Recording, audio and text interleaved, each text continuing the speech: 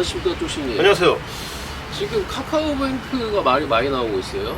카카오뱅크 워낙 많이 떨어져가지고 이게 사회적인 문제가 되고 있는 것 같은데, 그 과정이 심각하니 카카오뱅크 사태를 좀 짚어주시죠. 어떻게 지금 이렇게까지 빠져 있는 건지. 카카오뱅크가 네네.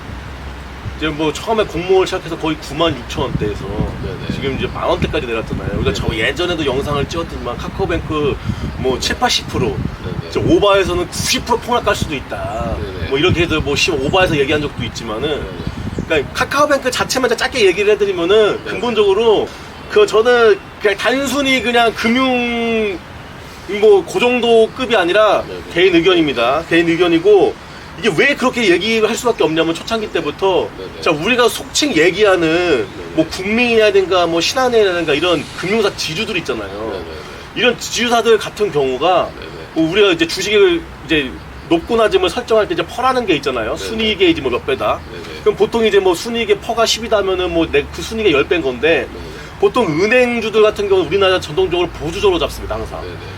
그래서 지금 현재 뭐 금융지주나 이런 신한지주 같은 경우도 순이익 그 퍼가 보통 4에서 5로밖에 형성이 안 돼 있어요. 순이익이 5조면은 시가총액이 보통 20조란 얘기예요. 그러니까 그 정도로 주가가 형성돼 있다는 거예요. 근데 카카오뱅크 같은 경우는 지금 17,000원이잖아요. 순이익이 지금 1,000억대인데 지금도 퍼가 거의 몇십 대라고 보시면 돼요. 20, 30대. 그거는 초창기 때는 거의 100이 넘어간 거예요, 퍼가. 예. 그러니까 그 정도로. 근데 그랬던 이유는 있죠. 카카오뱅크를 은행주로 본 게 아니라 어떤 새로운 4차 그 산업 시대에 어떤 새로운 그 산물로 본 거죠. 그래가지고 그 평가를 거기에 은행주로 평가한 게 아니라 그 가중친줬구나. 그렇죠. 예. 그 IT 그 기업으로서의 평가를 한 건데, 그럼에도 불구하고 너무 과했다. 너무 과했다. 일단은 실적으로 새로운 사업적에서 전혀 보여주기가 없는 거에 반면 너무 공모가 가기 때문에 거기에 대해서 이제 물리는 거예요. 근데 뭐 그 카뱅 자체는 그런 거고, 가대평가됐네요. 가대평가. 엄청나게 가대평가된 거죠. 그래서 그 이 주식 자체는 그게 문제인 거고, 여기에 더 문제가 되는 게 이제 우리 사주 받은 그 주식들을 거기 카뱅 직원들은 이제 샀는데 대부분 이제 안 팔거든요. 장기 투자하다 보면은 물리면은 손절하게 되면은 손절하는 게 아니라 거기서 이제 계속 물고 들어가거든요. 근데 이제 바닥이 안 보여서 계속 쭉쭉쭉 떨어지니까는 이제 더 이상 대처할 수 없는 상황까지 딱 터져버린 거예요. 이제 그게 지금 카뱅 상황인 거고, 거의 뭐 이런 비슷한데 카카오뱅크뿐만 아니라 거의 이제 재테크라거나 뭐 주식을 하거나 부동산을 하거나 뭘 하게 됐든 인생이 망해가는 과정이 거의 이런 비슷한 테크를 타게 됩니다. 뭐 해보려고 했는데 잘 안 되는 거잖아요, 그렇죠? 제대로 알지 못했기 때문에. 아니, 알아도 당해요, 이런 거. 알아도 당한다. 근데 이게 재테크라는 게 되게 어려운 거예요. 특히나 어떤 사회적인 이슈가 막 패션하게 움직이는 그런 트렌드로 따라가면은 굉장히 위험하다고 봐요. 고점일 때 사람들이 영끌도 그랬잖아요. 부동산 계속 올라간다. 그러니까 2021년도 상반기 전 국민이 저는 환각 상태, 거의 미친 상태라고 저는 평가하는데, 너도 나도 영끌조 애들이 지금 아니면 집을 못 산다는 분위기 때문에 막 오버해서 집을 샀단 말이에요. 저 대출도 낮으니까. 근데 이제 그것도 지금 터져버리는 거고, 근데 주식 같은 경우도 그때도 이제 신규 상장주 같은 경우는 이제 따상이라고 해가지고 한번 분위기 여론몰 했단 말이야. 공모주를 딱 하면은 상가 가버리고 다음날 또 상가 가보니까 무조건 2배는 먹는다. 주식을 해서 돈을 버는 사람들의 두 가지 케이스가 꾹 그냥 엉덩이가 무거워가지고 저점일 때 사가지고 엉덩이 발 붙인 다음에 장기 투자를 쭉 가가지고 5년 6년 흘러가가지고 쭉 버는 케이스 하나. 근데 이 사람들은 이제 어떤 이제 거시적인 경제 측면에서 이걸 읽어가지고 하는 거고, 소위 말하는 우리가 예전에 이제 친하게 지냈던 뭐 10억으로 단타 쳐가지고 하루에 뭐 1,000만 원씩 벌어가지고 이제 금호 같은 경우 승률이 한 90%가 나왔잖아요. 거의. 그래서 그런 분들도 존재하긴 하죠. 상위 1%. 예, 그래서 딱 순간적으로 1억 때리고 1억 넣고 뭐 10억 넣어가지고 아침에 시초가 딱 튀는 종목들, 딱 테마 종목들 딱 잡아가지고 아침에 2, 3% 딱 먹고 나고, 예, 수간타 고수들 짧게는 1%까지도 막 0.5%까지도 먹고 나오는 수수료대고, 이제 그렇게도 나오는 고수들이 있는데, 이제 두 영역에서 이제 보통 이제 돈이 없는 사람들, 그러니까 돈이 많은 어느 정도 직업이 안정되고 돈이 있는 사람들은 장기 투자를 빠질 수가 있는데, 좀 기반이 약한 취약계층들이 이제 2030이나 이런 영끌러 소위 불리는 이 부류들은 단타에 빠질 수밖에 없단 말이에요. 본능적으로 자기가 안단 말이야. 내가 지금 삼성전자에 투자해서 30% 40% 먹어봐야 내 인생이 바뀌지 않는다는 걸 본능적으로 내가 인식을 한다고요. 그렇죠. 그래서 어쩔 수 없이 단타에 손을 댈 수밖에 없다고요. 그렇죠. 왜냐하면 그래서 매일 2, 3%씩만 먹어도 그게 그냥 산술적 수학적 계산으로는 2배, 3배 늘어나는 게 금방이거든요. 그렇죠. 근데 이제 현실은 그게 쉽지가 않아. 맞아요. 그러니까 자기가 이제 급등주를 따라 들어가서 2, 3% 먹는 경우가 많이 있죠. 시용 땡겼어. 많이 있죠. 네. 많이 있는데 중요한 거는 이게 내 예상대로 흘러가지가 않고 떨어졌을 때 문제인데 그럼 내가 2, 3%대 수익이 나면 수익이 나면 팔겠다고 가이드 라인을 정했으면은 그 손절 라인도 정했을 거예요. 맞아요. 내가 1% 손실이 나면 팔겠다. 네네. 근데 사람이 이게 이상한 게 뭐냐면은 항상 본점 심리가 문제예요. 본점 심리가. 맞아요. 익절은 내가 빨리 하는 게 가능은 한데 네. 이거는 고수하수를 가리지 않습니다. 네. 저조차도 성인 얘기예요. 네. 저도 가끔씩 예전에 단타 데이트레인 생활로 해서 다 그걸로 생활할 때 네. 이제 뭐 10년 전 데이트레인 생활할 때는 선절 라인을 보통 2% 정해놔요.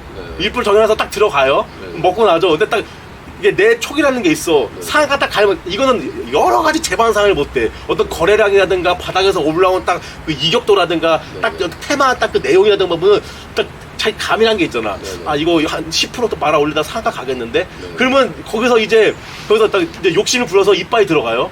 네. 근데 자기가 정해놓은 가이드라인보다 더 들어간다고. 근데 그게 갑자기 거래량이 딱 죽으면서 푹 빠질 때가 있어요. 네, 네. 그러면은 여기서 문제가 터지는데 단타 이제 쭉 빠지잖아요. 망할 빠질 때 때는 또. 쭉 빠지면은 그러니까 언제나 누구에게나 손절기에는 있어요. 사실 2%일 때 팔면 되는 거예요. 팔고 네. 다른 종목에서 메꾸면 되는 건데 사람이란 게 본전 심리가 그때 작용을 해요. 내가 2%일 때 매도 주문이 안 나가요. 맞아요. 그럼 2%가 6% 돼요. 7% 돼요. 그때부터는 이제는 걷잡을 수 없는 소위 말해 우리가 늘 말하는 임계점이 딱 온 거예요. 그때는 손을 쓸 수가 없어. 그럼 7%가 됐죠. 20%, 30% 그냥 쭉쭉쭉 간다면 한 번 탄성을 받은 그 하락장마다 탄성을 받은 주식은 제가 저번에도 말씀드렸지만은 우리가 예상했던 것보다 20, 30% 더 빠진다. 맞아요. 예. 쭉쭉 빠진다. 그러니까 카카오뱅크도 약간 그런 개념이에요. 그러니까 어떻게 여기서 이제 끝났겠지. 여기서 반등하겠지. 계속 떨어져 버리니까. 그러니까 총 지수 자체가 지금 떨어져 버리니까 삼성전자도 그렇고 카뱅도 그렇고 손절을 못했을 거예요. 손절을요 거의 비율적으로 제가 보면은 전 95%입니다. 손절할 수 있는 사람은 대한민국에 진짜 몇 프로 안 돼요. 그 손절을 그러니까 일단은 내가 손실을 보면 기다려서 내가 본전할 때까지 버티자. 부동산이고 주식이고 네네. 내가 버텨가지고 본전을 찾겠다는 생각을 하지 거기서 손절을 메꿔가지고 내가 다른 종목을 해야겠다 이런 행위가 잘 안 돼요. 그러니까 머릿속으로 내가 인식을 하고 있어도 손이 안 나간다고요. 손이 안 나간다고요. 네. 그래서 결국에는 모든 주식 계좌가 처음에는 시작은 좋아요. 네. 계획은 창대해요. 네. 내가 새 종목 갖고만 잘 운영해가지고 팔고 또 새로운 종목 사고 이런 식으로 운영을 해 나가야겠지 하다가도 하다 보면은 종목이 백화점이 돼버려요. 그냥 한 종목, 두 종목 다이소가 돼버려. 그러니까 럭셔리로 가야 되는데 럭셔리로 딱 명품관으로 가야 된다고. 주식 계좌가 명품관으로 가야 된다고. 딱 오르는 종목만 몇 개만 탁탁탁 찍어가지고 딱 가져와야 되는데 이게 이거 물리면은 못 팔고 저거 물리면 못 팔고 그럼 또 돈 땡겨서 또 이거 물러. 그래서 또 뭐 스탁론 또 신용 매수해가도 이거 물고 종목이 나중에 가면은 막 20종목, 30종목이 돼 있어. 맞아요. 예, 그런데 중요한 건 뭐예요? 지수가 떨어지면 그 20종목, 30종목이 다 떨어진다고요. 맞아요. 그 백화점이 다 그냥 파란색으로 그냥 도배를 해버린다고요. 맞아요. 그러니까 이런 식으로 보통 테크티를 타면서 인생이 망해버린다고요. 맞아요. 거의 이거는 그래서 고수하수를 가리지 않고 일어나는 현상이고 그래서 근본적인 결론을 내드리면은 가장 중요할 게 이제 본전 심리 이걸 제거해야 되고 그다음에 항상 일은 내가 잘 나갈 때 가장 잘 나가고 나 자신에 대해서 확신했을 때 터집니다. 내가 조심조심할 때는 일이 안 터져요. 근데 갑자기 내가 뭐해가도 돈을 벌거나 갑자기 큰 돈이 들어오거나 어떤 그랬을 때 내가 자신감이 완전 최고점을 차있을 때 항상 투자에서는 일이 터져요. 왜냐하면 그때부터는 조급함이 활동돼가지고 뭔가 이런 보여주는 심리가 작용돼가지고 그게 자꾸 악수를 두게 돼요. 맞아요. 예, 그래가지고 돈을 잃게 된다. 그리고 예. 그게 다 자기 돈이면 사실 기다리면 되는데 예. 이 타인자문을 땡겼을 때 그러니까 그게 자기 자신에 대해서 자신감이 있을 때 이제 타인점을 땡긴 게 돼 있어요. 네. 이건 무조건 된다 이런 마인드로 땡긴 게 돼 있는데 이자비가 나가니까 일은 항상 거기서 터진다고요. 예, 항상 일은 거기서 터져요.